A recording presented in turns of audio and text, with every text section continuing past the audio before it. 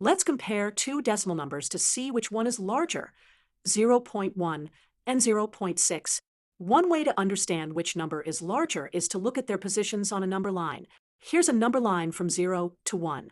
Let's mark where 0.1 and zero point 0.6 are located. Another way to understand these decimals is to think of them as parts of a whole. If we divide something into 10 equal parts, 0.1 represents one of those parts, while 0point 0.6 represents 6 of those parts. Let's also look at these numbers using place value. In the tens place, 0.1 has a 1, while 0point 0.6 has a 6.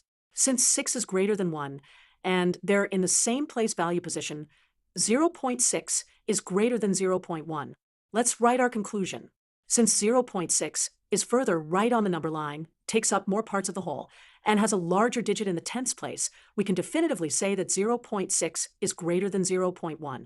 Remember, when comparing decimal numbers, you can look at their position on a number line, compare them as parts of a whole, or compare their digits in the same place value position.